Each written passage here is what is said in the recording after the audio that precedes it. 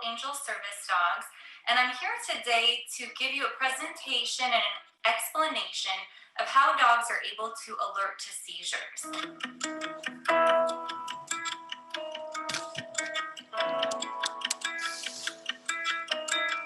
This is something that I get asked quite a bit.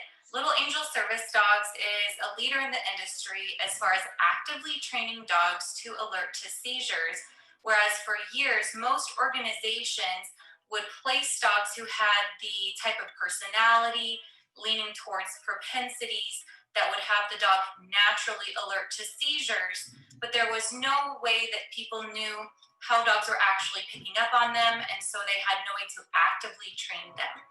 I've been training seizure alert dogs for over 20 years. When I first began, they were seizure response dogs. So these dogs were trained to perhaps help their person rise after they had fallen from a seizure. They help to calm the person.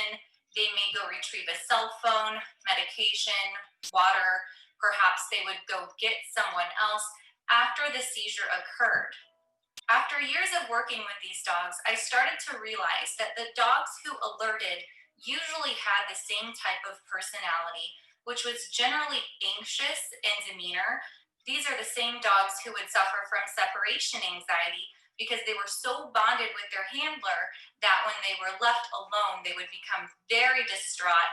But these dogs would be perfect to naturally alert to seizures because they had a few things going for them already. So in order to understand how we're actively training dogs to alert to seizures, it's important to understand the background and how dogs have been naturally alerting to seizures forever. Several factors have to come into play for a dog to naturally alert to seizures. First of all, they have to have a very close bond with the person that has the seizures. In addition to that, the dog should have an anxious personality. So this dog is a little bit stressed out just by personality and demeanor. And so these are the types of dogs who care when a stressful event happens. In order for the dog to care about the seizures have to be mostly distressful in nature. So if someone is having a petit mal seizure or an absent seizure, something that's not very stressful to anyone in the home or to the individual having it, the dogs wouldn't care either. What we're looking for is that that person would typically have grand mal seizures or what we call tonic-clonic seizures. It just has to be stressful so the dog would care. In addition, the patients would have to have the types of seizures that build slowly in their brain before showing any clinical signs of the seizure. Some people have the types of seizures that strike very, very quickly, and it doesn't give the dog any type of a prompt, so the dog isn't able to realize that the seizure is about to happen. But if this is a patient who has seizure activity that builds, and then the physical signs of the seizure are displayed, the dog does have something to go off of. So as far as the dog is concerned, the seizure has started before the physical signs of the seizure are present. So you could be looking at this person and talking to them, and the dog is over here alerting to the seizure and showing some stress behaviors, which would help you clue in that the person is about to have a seizure, even though you see nothing different in the person directly, and even though they don't feel any different. Of course, some people do have an aura before they have a seizure, but that's not exactly what the dog is picking up on. One other thing that we learned had to happen was that this person could not have seizure activity randomly throughout the day. Otherwise, those symptoms or the cue would be available to the dog, but then no physical signs of the seizure or no stressful event would actually happen. So when we put all of these things together, what we're seeing is that the dog starts to show stress behaviors right before the seizure occurs. And this allows the patient or other people in the environment to see that the seizure is about to happen. My name is Andy Watt. I'm 18 years old. I'm from Bishop, California, and Addison is my seizure service dog. She works with me to alert to my seizures before they're going to happen. So Andy was diagnosed with epilepsy about the 6th grade. He's a senior in high school now. He has seizures just about every day. Our first day of handler training out at the ranch, we were there for maybe an hour in pod at Andy, and so the trainer put him down to relax and said, how do you feel? And he said he felt okay, but about a minute later he had a seizure, and so they did the deep pressure therapy, and it was definitely a mild seizure, so it helped Andy to, I think helped Andy get through the seizure with less stress, and he was able to continue the training the rest of the day. But yeah, it was amazing that the very first day there to see that this could actually happen. If I hadn't seen it myself, I don't know if I would have believed it, but and then it's happened twice since then. It was super big and super important to my entire family just to know that what we worked for and raised money for it's right there, and it was so quick too. That was just awesome. For Andy now with Addie, it's as much for me and my wife and our family to give Andy the independence that he needs as an 18-year-old senior in high school going on to college. It just relieves a lot of stress on me when he goes out, that I know that he's got somebody, Addie, with him to help him through the tough times. And then for Andy, I think it's just emotionally that he knows there's always somebody there that's going to be focused on him and take care of him all the time. I'm a senior in high school, so that's really big for me to have that independence and the ability to kind of be out on my own. So she's been a really big help to me. So do you think Addison will go to prom this year? I don't know. I know she'll help me get to prom. Yes, she will. I mean, it's fantastic to be able to have that independence, and it's totally worth the wait, because just the feeling I've gotten in the last 10 days with her, that is just so awesome to feel that, and it's totally, like I said, it's so worth the wait. Yeah, this is going to be a huge not just for Andy, but for me and my wife and my family.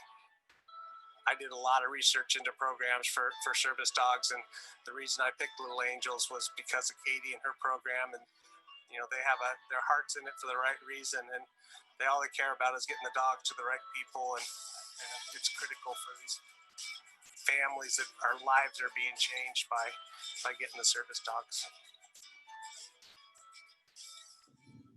From the dog's perspective, certain things are happening all in a row. After the dog has been with this person for a period of time, they've grown attached to the person, they recognize that stressful events happen, which are the seizures, and then the dog realizes that a certain cue is available before the stressful event, and this is something that always happens. And we know now that it is scent that the dogs are picking up on. If you were to ask me 2 years ago how I knew this, I would tell you that it was because of my experience. I have seen firsthand, after training dogs to alert to scent, that this is what they're picking up on. But just recently in Europe, there was a study done, a peer-reviewed study, that proved that dogs can smell seizures. So over time, the dog realizes that this scent is available before the stressful event, and then the dog would start showing signs of stress behavior. And this could be minutes or seconds before the seizure actually happens. Stress behaviors in dogs can present themselves like a dog staring at the person. It could be that the dog is climbing up on the person's lap. The dog could be barking at them. The dog could be pawing at them. The dog could be pacing back and forth. There could be whining involved. So much of the time, it's very obvious signs that the dog is having some stress. But in other dogs, it's going to be less noticeable. The dog might be yawning or licking its paws, maybe barely putting its ears back. The dog could be leaving the room. And so if I had seizures and 20 minutes before every seizure my dog yawned, I may never clue into the fact that my dog is telling me a seizure is about to happen. But if it were something more obvious, like the dog coming right up into my face and staring at me, and this is behavior that doesn't normally happen any other time, I'm going to put 2 and 2 together, and I'm going to understand that the dog is trying to tell me that a seizure is about to happen. I like to use some different examples and different scenarios to make this easier to understand. Let's use a dog who really loves going on car rides. And in the beginning, when this dog came into the owner's home, they didn't realize right away that the keys had anything to do with going for a car ride. Dogs are not going to think, well, the keys are needed to start the ignition. For For the dog, the owner picking the keys up off the counter really is not related to going on the car ride until the keys are picked up every time consistently before they get in the car. So in the very beginning, the keys being picked up off the counter meant nothing to the dog. They were not excited in any way whatsoever. But through repetition and consistency, the dog started to realize that the keys are a prompt that they're about to go on a car ride. And so this dog would start jumping and spinning in circles and getting really excited when the keys are picked up. This would be just like the scent that is available when the seizure activity begins before the physical or clinical effects of the seizure are present. So because the dog is stressed by the actual seizure, they realize the scent is available just like the keys were picked up right before the event. And then they start to show signs at the exact time that the scent is available to them. But something else could happen with that dog. What if the owner started randomly picking up the keys throughout the day, but did not go and get in the car? The dog would likely stop caring about the keys being picked up because it does not necessarily mean that they are going to be going for that very exciting car ride. Now, the same thing is happening with a patient that has seizure activity building in their brain. The scent is available to the dog, but then the seizure activity goes away before the clinical signs of the seizure are visible. So with those patients, the dog may never care about the scent, or they could care about it initially, but then learn to start ignoring the scent, because for the dog, they're thinking the scent does not necessarily mean that the seizure is going to happen. Now, like I said earlier, a lot of organizations are specifically choosing dogs that get very, very attached to someone and who are anxious by personality and demeanor. They match the dog as a seizure response dog, trained to do a lot of tasks to assist with seizures, but the dog was never actively trained to alert. And everybody hopes that the dog is going to be able to naturally alert. Of course, there are going to be some things involved that is patient specific, and it really has nothing to do with the dog. And it's nothing that the dog can control. It's nothing that the owner can control. The organization can't control it. It's just a hope that all of these things are going to conveniently all string together for this dog to naturally alert. But when I realized that dogs were picking up on some type of a cue, I thought, man, I've got to figure out what that cue is, because we could really help a lot of people and get the dogs understanding seizure alert before the dog is actually placed with the recipient. For years, what we were doing is we were just matching dogs with the recipients who had these personality traits, hoping that the dog was going to be anxious and bonded enough with this person that they would show some very obvious stress behaviors, thus alerting the handler or family members that the person is about to have a seizure. But then we started doing something a little bit different, because we weren't really sure what it was that the dogs were picking up on at the time, but we knew that there was something. The dog knew in some way that the seizure was about to happen. So what we started to do is we wanted to train the dogs to care about the seizure. We wouldn't necessarily have to get an anxious dog, but we would have to get a dog who really loved food. And so what we would do is we would make sure that the dog got a jackpot of treats every time the seizure happened. That's going to make them care about the seizure. So if they're not anxious about it, we're going to get them excited about it one way or another. But then we had to make sure that the dog was going to show a very specific behavior, so that we didn't have to rely on the fact that the dog is maybe going to gaze at them, maybe it's going to bark, maybe it's going to pace. And so what we started to do was to train the dog to paw at our leg on command to get a series of treats. And we call this the alert game, because the dog loves this interaction and they cannot wait for it to happen. When the recipient would come and get their dog, we would show them how to play the alert game with their dog, but we would instruct them to only play it after they knew they had a seizure. And even better, would be if we could get someone else in the home to play the alert game during that person's seizure. Then all we had to rely on was repetition and consistency. So eventually, we did have dogs placed with recipients who would alert to the seizure either during or preferably before. Sometime later, we thought, let's see if it's scent that the dogs are picking up on. And the way that we did this training was very much like how dogs are trained to find drugs or guns or victims or perpetrators or bed bugs or cancer or diabetes. Our dogs are trained just like all these other dogs have been trained for so many years, but we are using the scent of the seizure to train the dog to give us an alert behavior.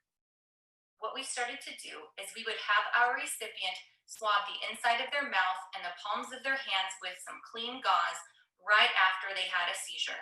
They would put it in a Ziploc bag and they would mail it off to our organization. And then we would very secretly present the scent to the dog at the same time that we are playing the alert game. So essentially what would happen is we would have a container that opened very silently in our pocket or in our treat bag, and we would open it, and then seconds later we would start telling the dog to alert, basically to paw at our leg, and the dog would get a series of treats. The dog thought this was amazing, and then we would close that container really quietly. The reason that we were being really secretive about how to present that scent is we didn't want the dog to associate the visible cue of seeing the scent container or the audible cue of hearing the container open to play the alert game. All we wanted was the olfactory cue. So we wanted them to smell it and then realize this smell is always available when we play the alert game. It might be a month or so of playing this game with the dog consistently before they realize that the scent is a cue. But we will be working with the dog. We will open up that scent container, and then the dog will paw at our leg without us asking them to do so. When we place those dogs with the recipient, a handful of them are able to alert to seizures in advance the first time they ever see one in their recipient. But most of the dogs have to have it reinforced before they fully understand this concept. The reason that they have to have it reinforced is that this person who has the seizures, it might be building slowly. The scent might be available very slowly to them, and it's also a fresh new scent, and it's real life. This is what's really happening in real time. It's not in a training scenario. It's not on a piece of gauze. It's not an older scent. It's brand new, and it's coming at them very naturally. So a lot of the dogs do have to have their recipient play the alert game with them real time, either having someone else play it during the seizure, or the recipient themselves, the person who has the seizure, would play the alert game with the dog as they're recovering from the seizure. But we found that the dogs were able to pick up on this training leagues before the dogs who went with this old training method. And when I say that it's leagues before, I want you to understand that before the dogs started having scent training, it would take perhaps months for the dogs to understand the repetition and the consistency of the actual seizure happening, for them to understand what they're supposed to be doing. But with the scent training with the gauze and in our training environments, we were able to repeat it so regularly that the dogs started picking up on it days after being placed with their recipient instead of months later. So right away, we knew it was scent. There was no other way that the dogs would be able to do this. The first dog that ever did alert to the seizure in advance, the first time they ever experienced it with their recipient, this recipient was at handler training, and they were going through a practice of having their dog go across the room to dial an assistance dog phone. The assistance dog phone is a really neat device that can just plug into a regular phone jack, but with the touch of a dog's paw, the speed dial button is going to dial a lot of different phone numbers all in advance. It's a very valuable tool if we have an adult who is living by themselves, because the dog can call for help when the recipient is unable to do that. This is a type of seizure response training. So the recipient was telling the dog, dial. The dog was going away from them, going to dial a phone, coming back and being rewarded for it. And this happened a series of times. Then one time, the dog stopped, came and sat in front of them, and pawed at their leg. And the trainers all just kind of looked at each other like, what is going on? Just, send the dog again. The dog is just confused about the cue that we're giving them. Well, the recipient gave the cue again, but the dog didn't move. It just sat there and pawed at her leg again. And then 8 minutes later, she had a seizure. And I mean, just talking about it now, I have goosebumps. But I remember at the time how thrilled we were. It was just such evidence to us that this dog learned exactly what to do in a training environment, just specific to reenacting the scent for the recipient. And they understood that and then acted on it the very first time. Handler training continued for that recipient, and the next time they were at an amusement park, they were walking along with their dog, and the dog tried to do this really awkward, like three-legged walk while they were trying to paw at the handler's leg. Well, this time the trainer said, let's just go find a bench and sit down just in case. And it's a good thing they did, because again, 8 minutes later, she had a seizure. Since that time, we've had multiple dogs that were able to alert the very first time.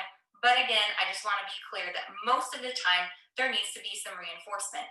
Let's fast forward years later, and we have come up with an even faster way to teach the dogs to alert. So what we do currently is we will still ask for the scent sample after the recipient has had a seizure. So we're asking for that gauze that they swab the inside of their mouth with and the palms of their hands. They still seal it up in a Ziploc bag, and they still mail it off to our facility. But we are also asking them for several other scents. We ask them for scents taken when they are sure they have not had a seizure, and it could be after they had been resting or sleeping. It could be after they've eaten. It could be after exercise. We ask for a lot of different types of scents based on different times of the day. And what we do is we start off with just 2 buckets, and we will have the seizure scent in one bucket, and then we will have a scent sample of the trainer that the dog is working with.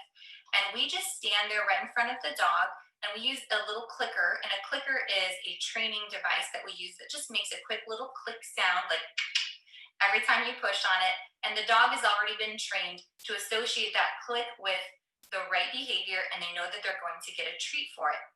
Well, the dog walks over to these 2 buckets, and they show interest in the bucket because they haven't seen them out before.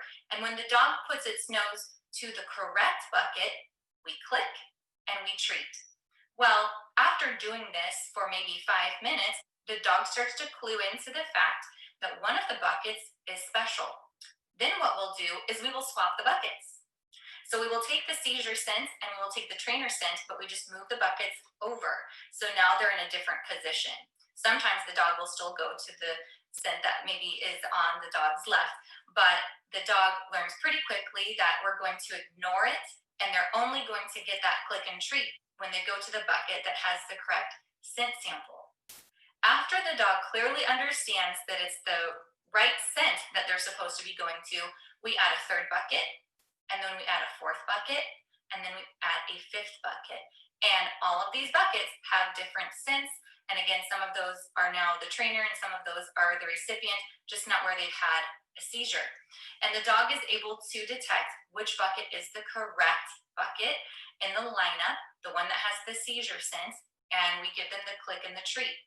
After they're able to determine that, we wait to give the dog the treat until they come to us and paw at our leg, and then we give them the treat.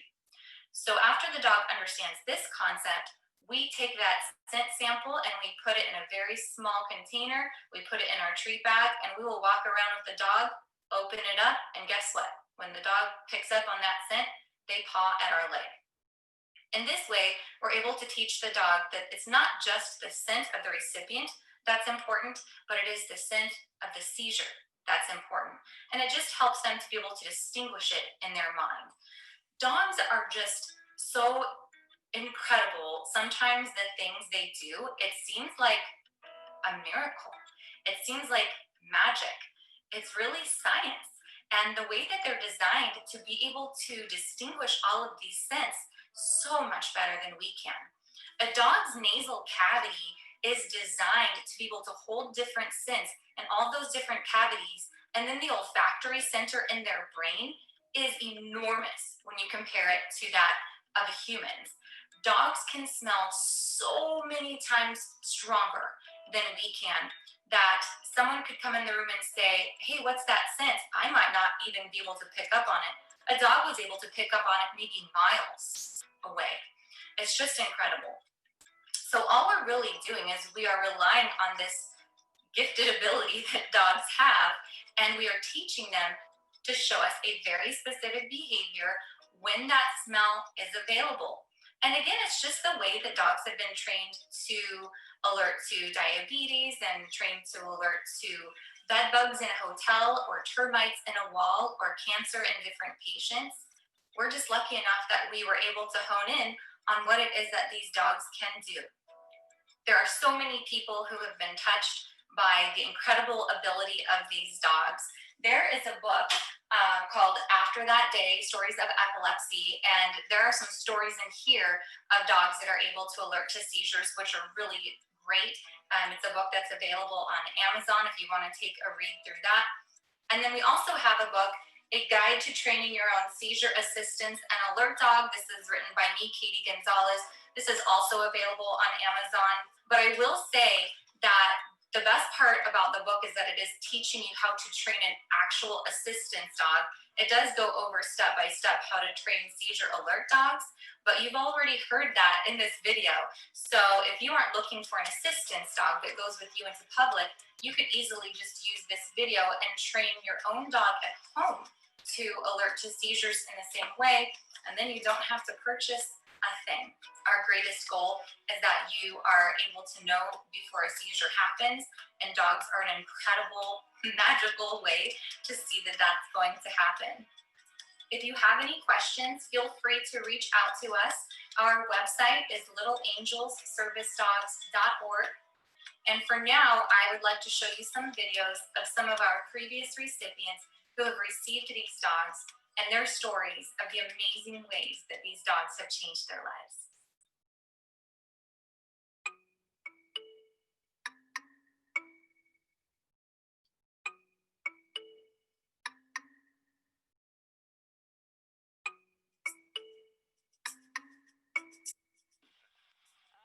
I just met my best friend.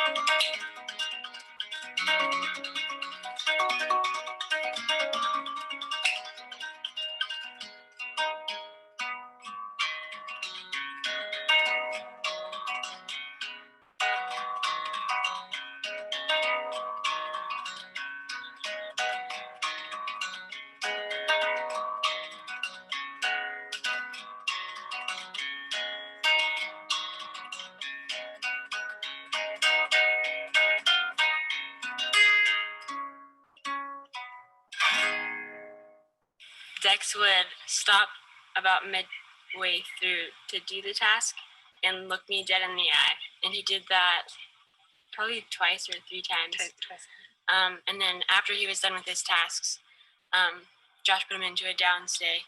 Before he went into the downstay, he pawed at my leg, and I had a seizure like 3 or 4 minutes after that. And then he pawed me again. We're like, oh, maybe he just wants more treats. But then a couple minutes later, I had a seizure again. And something that I noticed was that when you were doing that, all of a sudden he just gave you an intense look in your eye again. He was just like staring straight at you. And then he pawed her. And we were wondering, well, it can happen where she'll have a seizure after a seizure in a short time. And sure enough, he was alerting once again. He wasn't just asking for treats, but he was alerting once again. Everything that he's been trained to do, he actually did it. Yeah. So it's very awesome.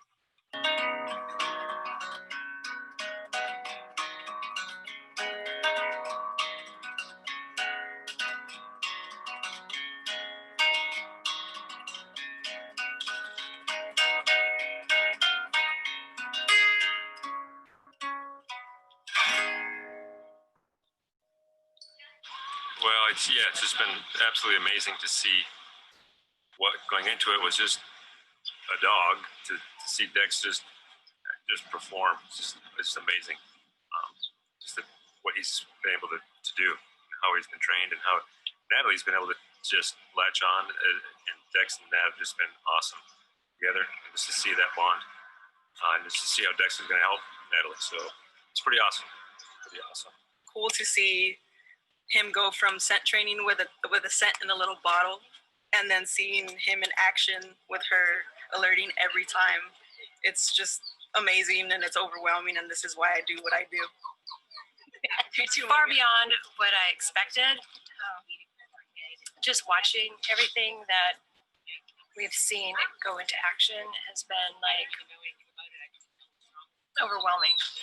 And we are very, very thankful and just grateful for everybody that has a hand in Little Angels, people that donate to Little Angels. Thank you. Yeah, he alerted. He's been alerting right from the start. He's been alerting to Natalie's seizures, and so yes, the other night he alerted 13 minutes in advance. And again, just to see that happen is just amazing. Thank you to everyone who helped raise Dex and train him. He's perfect for me.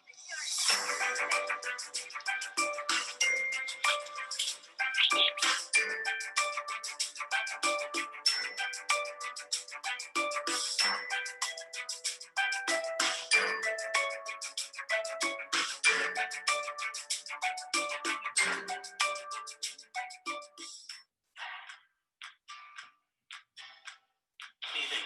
You want to put it on him? Do you want to do it? Snap this for me.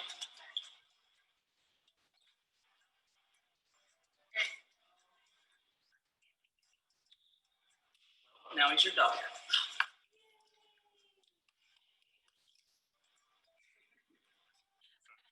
I'm John. I'm Shyla, and this doggy right here, this good boy, he brought us here. He is trained to alert to our son's seizures. Trevin has had epilepsy for 3 years. And he was three when he was diagnosed with epilepsy. We were up to 10 to 20 seizures a day. It's the worst feeling in the world. It is. You feel completely hopeless. Helpless too. Like there's nothing that you can do to help him. You just have to watch it and write it out. And it is seriously, I think, the worst feeling that I've ever felt in my entire life. Yeah. Scariest too. And when we got the diagnosis, it was one of those things of we were wanting to find the problem, solve it, and then we could move on. And then we found out it was genetic, so there was nothing we could do about it. So we're just kind of medicating. They started out and they were all day long. They were random. And just sporadic all day, all night. And then they got so they're just at night now.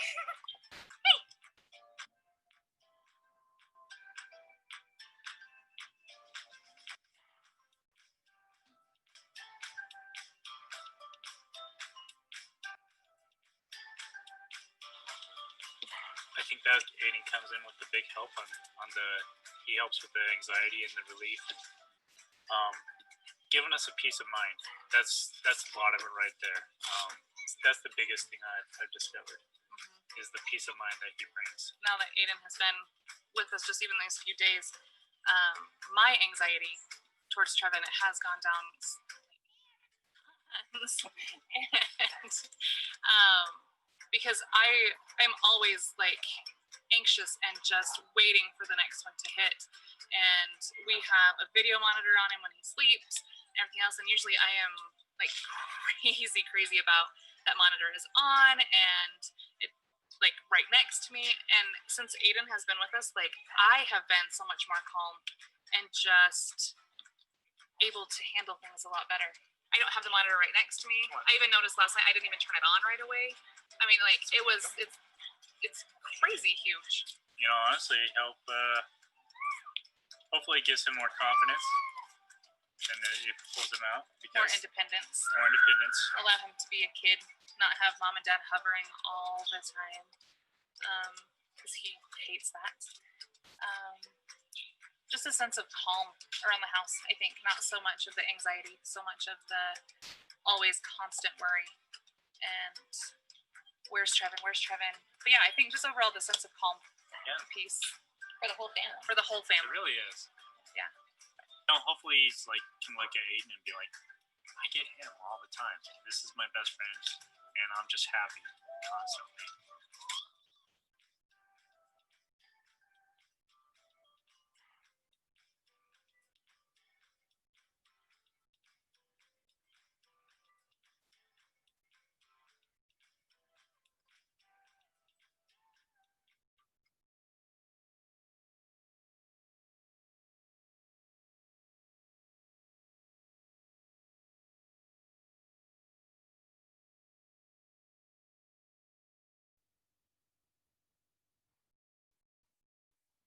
My name is Colleen Stewart.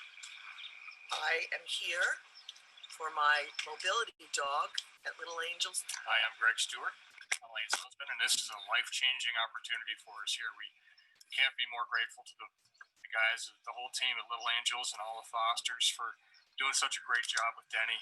He's within 2 weeks, actually on the first day, he was immediately part of our family. And I've seen an immediate change in Colleen's health, psychologically and physically, over the last 2 weeks. This is a really great opportunity for us.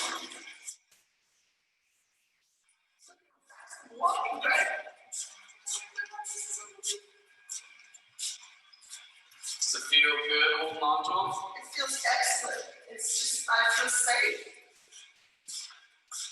Denny is going to enable me to take a walk down the street 3 times a day and give me the exercise that I haven't been able to have. It's going to help my health so much with my oxygen and my exercise and muscles, and it's going to change my life completely. Well, I go to sea for a living, and that means I'm gone for at least 2.5 months at a time. And for the last 5 years, I've been very concerned with Colleen's well-being when I was away at sea. And now I don't have to worry about that anymore because Denny's there with her. If she has any issues, he'll dial 911 and get EMS services there immediately and help her get exercise and get healthy. So this is a life changer for me too, not just Colleen and her health issues, but my peace of mind. It's really been a big help. It's a long, long wait to get your dog, but it's worth every single minute when your dog improves your life as much as Denny has for me. The people who trained him are miracle workers and have done an unbelievable job with my boy. It's the most wonderful thing, and Little Angel Service Dogs has created it for me, and everybody else gets one of their dogs.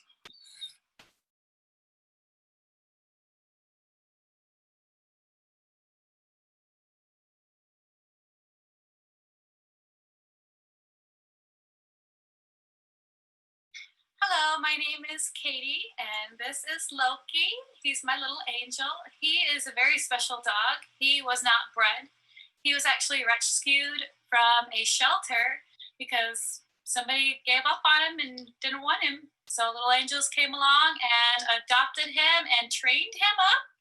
And he was meant for me. I have been waiting for 5 years for this little fella to come along and be rescued and trained. And I'm grateful that he was found, because he's going to be my best buddy and my little helper. What would you say your life was like before you got Loki? It was very lonely and just full of solitude. I would spend every day alone in my bedroom, not interacting with family. I don't have any friends because of it. Everybody that I know is online and in different countries. So it's just very, very lonely and very frightening and very sad. How was it when you needed to go run errands? What would you do? It was impossible unless I had one of my parents with me, which is pretty embarrassing for somebody my age. That or I didn't go. I did a lot of shopping online. That's where I got all of my stuff. Or I did grocery shopping through apps where I would go drive there and pick it up and not get out of my car. Would you have like moments of anxiety? Oh, goodness, yes, all the time, every day. A day did not go by where I did not have anxiety, where I was just terrified to death. Sometimes I would wake up in the middle of the night just stricken with sheer terror. I would not know what was going on, and they would last 2 to 3 hours where I was just in this panic. It's a long time. Yes, it is. Very long time. And the time would just drag by. Exhausting. It was. Very exhausting. It's just, I didn't want to live that way anymore. And sometimes I would get to the point where I just didn't want to go on because it was just miserable. Yeah. I'm glad you don't have to anymore. No. You got some help. Very glad. Very glad. I'm not alone anymore. How has he helped you since you've started handler training 2 weeks ago? Oh, gosh. He's just been a great help. I have something to focus on other than all of the things that are going on in my brain, that nonstop just chatter that's in my brain that I focus on 24/7. I have somebody else to be responsible for and to make sure that they're okay. And in doing that, he helps me. The deep pressure therapy that he's trained in has really helped. Yeah. He's doing right now. Yeah, he climbs up on my lap, and those anxiety attacks calm down in about 20 minutes, which is as opposed to 3 hours. Yes. Huge difference. Yes. Some of the big things that are really different with her is she's interacting with people now, and in the past she didn't do that at all. She wouldn't go to her niece's birthday parties or family celebrations or anything because of her anxiety and just being around people. And since she's been here, she, after a week of her training and working with her dog, she actually went to the meet and greet, your Christmas meet and greet, and stayed for the whole thing with Loki underneath and by her side. That was just an amazing change for her in relatively short time frame. It's been, I see lots and lots of differences in just this 2 weeks time frame.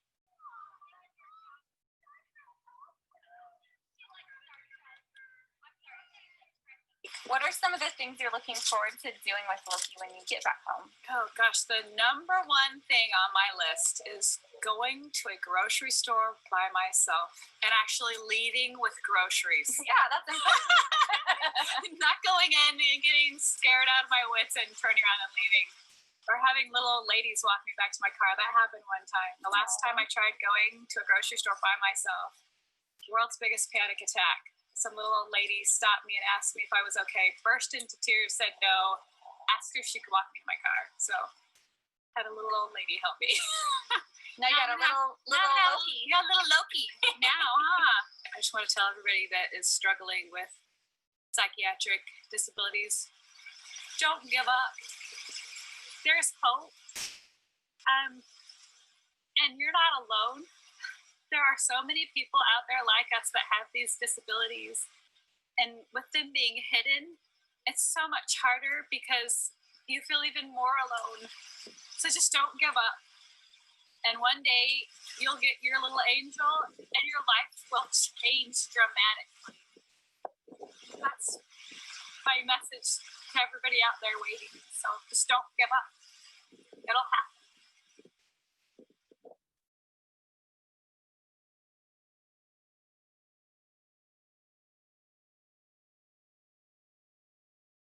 My name is Julia Ankeny, and this is my new service dog, Opal. I have been waiting for about 2.5 years to be placed, and we are just finishing up our handler training here in San Diego. So it's been much anticipated, but she's been a dream. The moment that Jen walked in with Opal, I'm sure I've just had the dumbest look on my face. I mean, I was so excited, and I cried a little bit. I didn't know how to react. I was like happy laughing. I'm sure I sounded crazy. And it's just seeing her for the first time and knowing, and I think I asked them, I said, is that my dog? Is that one's for me? And it was just incredible. And I can't explain the relief and the excitement. It was really magical moment. Opal is a psychiatric service dog, so she's trained to help alert me to panic attacks and dissociative episodes. She's also trained in non-protected boundary control, so she can help give me that personal space. And she's also really good at what she's doing right now, which is deep pressure therapy. Opal is going to come to college with me in Texas. Having her in my life is just going to dramatically change the way that I go about being independent and can live my life freely as an adult. And so it's really amazing to have something that looks as cute as this and serves such an important function. So I actually was in probably one of the worst states that I've been in, and it was kind of looking just like, what is there left to do? And stumbled across psychiatric service dogs kind of on mistake, and it's just been one of the best mistakes I've made, and I'm very, very happy to have discovered something that can be so helpful, especially since it's not so well known that they can help in this way.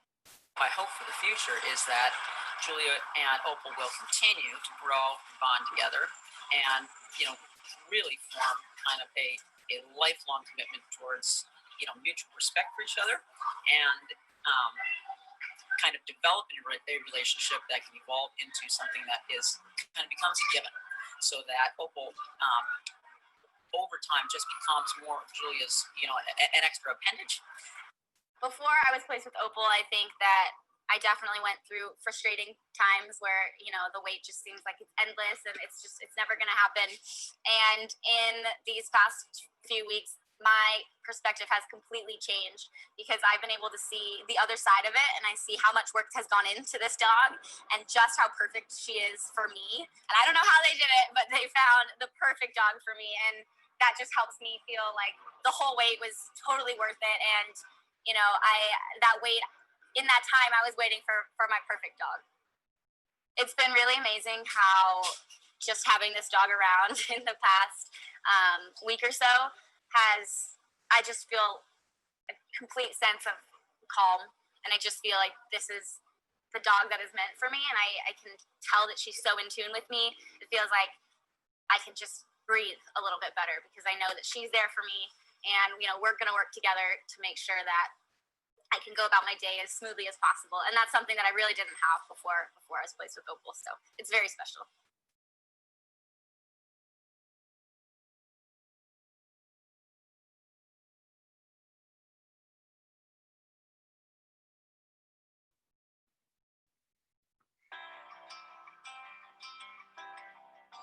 This is the heartbeat of Little Angel Service Dogs. We are a family who met as strangers, united in our goal to help disabled children and adults through incredible dogs. We are forever committed to our animals. We rescue dogs from shelters whenever we can. And when we must breed to produce excellent puppies, we do so with the utmost care, paying close attention to the health of our precious dogs. Loving families and individuals foster our dogs whenever possible. And when we must board our dogs in our kennels, we are dedicated to their enrichment, care, and happiness while they wait for their forever home. We never turn our back on a dog who should not be working as an assistance animal.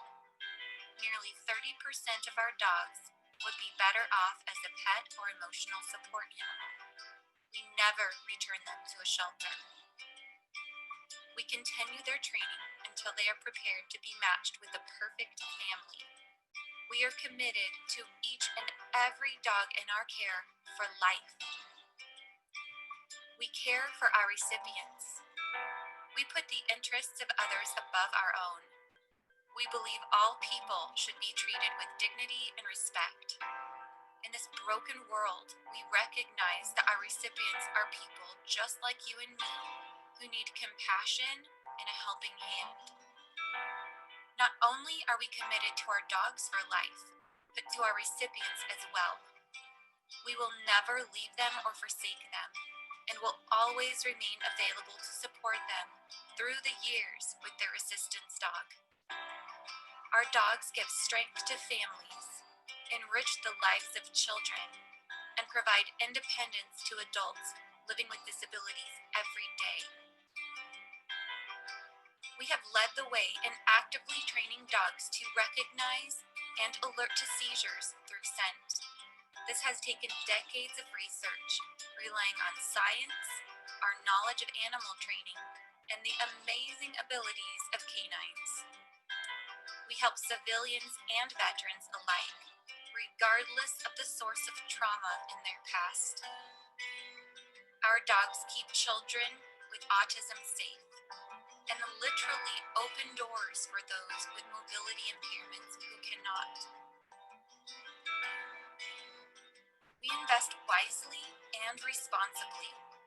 Every dollar that is donated represents the love and care of our financial supporters, people just like you who want to work with us to provide a life change through these amazing dogs.